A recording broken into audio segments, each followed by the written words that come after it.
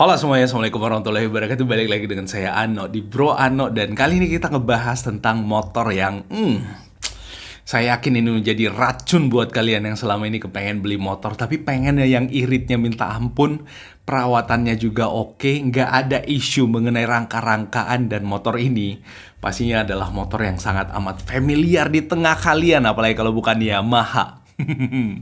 Dan isunya Yamaha akan mengeluarkan motor listrik sekelas Grand Filano yang luar biasa. Saya pun sangat amat tertarik. Ya, kita tahu bahwa selama ini banyak motor listrik yang dijual tapi jarak tempuhnya terbatas ya. Paling jauh mungkin 80 kilometer ya. Untuk yang yang nggak terlalu familiar juga mereknya tapi udah mulai banyak dijual. Seperti kemarin Suzuki dan yang lainnya. Dan kali ini Yamaha mengeluarkan Grand Filano versi elektrik yang bisa menempuh jarak sampai 114 kilometer. Top Marco top. Nah, seperti apa motornya? Ini yang akan kita bahas ke kalian berdasarkan rilis yang disampaikan oleh Motor Plus yang judulnya beredar kembaran Yamaha Grand Filano versi listrik, jarak tempuhnya 114 km. 114 km rasa-rasanya kalau kita berkendara di dalam kota ya. Setiap hari 114 km saya pegel juga ya. Dari rumah ke kantor ya paling jauh mungkin 40 km ya jarak tempuh dari rumah ke kantornya. 40 pulang balik bisa 80 km lah ya. Berarti di charging full di rumah, pakai keluar seharian nggak perlu di charge, pulang ke rumah langsung di charge lagi. Wah, mantap banget. Nah, terusnya disampaikan di awal beritanya, bergaya retro dan bermesin hybrid membuat Yamaha Grand Filano memang menarik perhatian calon konsumen khususnya perempuan. Yes, Grand Filano awalnya pada saat saya lihat di jalanan pun saya ngerasa bahwa itu Vespa ya, kelihatan banget mirip kayak Vespa tapi bentuknya lebih gede, lebih bongsor. Dan kalau misalkan kayak disandingkan sama Scoopy atau Yamaha Vino kalau Yamaha ya, itu rasa-rasanya mereka kecil banget ya. Si Grand Filano ukurannya lebih besar dan menurut saya nggak cuma cewek jadi yang cocok sama motor ini, laki-laki pun cocok yang suka ya nostalgia dengan gaya-gaya retro ala motor Vespa zaman dulu ya, zaman opa-opa atau zaman bapak-bapak dulu ya. Ya kurang lebih kayak gitu. Dengan mesin hybrid yang membuat BBM semakin irit, juga bagasi yang cukup lebar membuat daya tarik kaum hawa ke Yamaha Grand Filano cukup besar. Hybrid ya, tapi ini judulnya elektrik loh ya. Berarti ya Grand Filano-nya yang hybrid kali ya, tapi yang akan dikeluarkan yang ini kemungkinan besar akan electric full. Kini sudah muncul lagi kembaran Yamaha Grand Filano yang menggunakan mesin listrik. Oh, sebenarnya bukan mesin listrik ya istilahnya ya. Kalau saya sih selalu tertarik dengan istilah menggunakan baterai ya, motor yang menggunakan baterai karena kan bukan mesin, baterai bos.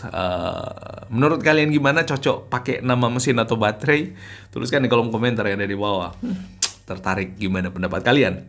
Nah, berasal dari India bernama Juneng Cappuccino L3.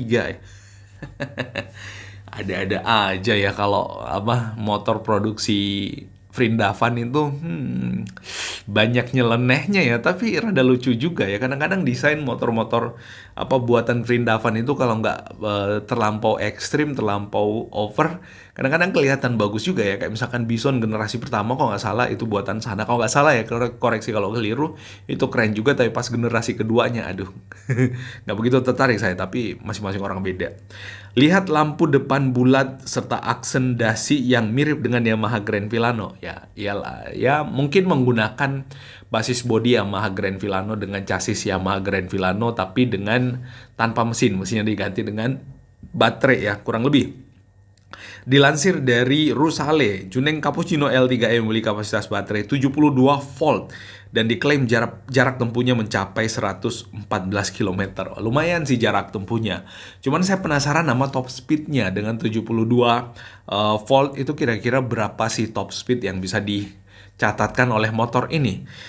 Nah, berat baterai mencapai 18 kg dan butuh waktu 4 jam untuk pengisian daya dari 0 sampai dengan 100%. Wah, 4 jam tuh lumayan lama lah ya. Kalau misalkan kita keluar kota yang jaraknya lebih dari 200 km, wah itu bakal makan waktu yang banyak ya. Apalagi kalau misalkan baterainya nggak yang removable, itu yang patennya yang nggak bisa dilepas pasang. Wah itu akan jadi PR ya kalau misalkan kita pakai untuk perjalanan jauh, apalagi kalau misalkan kita perjalanan jauh ke tempat yang susah listrik, waduh itu harusnya akan jadi PR juga ya.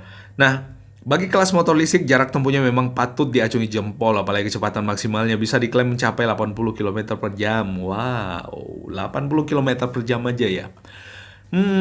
Gimana? 80 km per jam itu memang motor ini nggak disarankan ya, atau nggak diproduksi, atau nggak cocok untuk dipakai jalan keluar kota yang perjalanan jauh lah ya. Ya memang hanya untuk mobilitas dalam kota aja, dan pastinya memang akan sangat lebih irit di kantong pada saat kita menggunakan motor-motor listrik semacam ini. Cuman nggak tahu nanti pada saat masuk ke Indonesia harganya bakal berapa pada saat diproduksi dan dijual di Indonesia, kita belum tahu. Nah, bagasi si Juneng Cappuccino L3 ini juga cukup besar, namanya juga hanya saja harus berkurang karena satu ruangan dengan baterai. Ruang bagasinya itu berarti ya ruang bagasinya dipakai buat naruh baterai ya. Berarti ya berkurang bagasinya. Berarti lebih besar.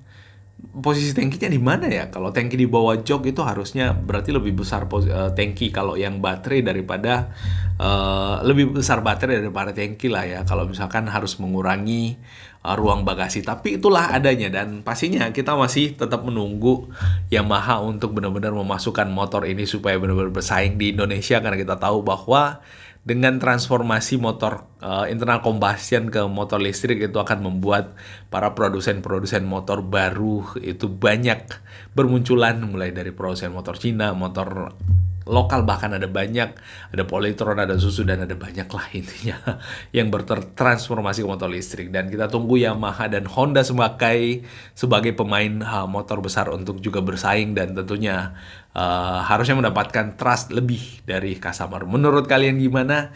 Tuliskan di kolom komentar ada di bawah, dan kita akhiri apa yang kita bahas kali ini. Kalau ada yang keliru dan salah, mohon dimaafkan, dan kita ketemu pada update yang seru dan menarik berikutnya. Jangan lupa subscribe dan gambar jempol ke atas seperti yang ditekan, dan tombol loncengnya juga biar kalian tetap dapat update pada saat kita ngebagiin informasi yang sangat amat menarik. Terima kasih dan assalamualaikum warahmatullahi wabarakatuh.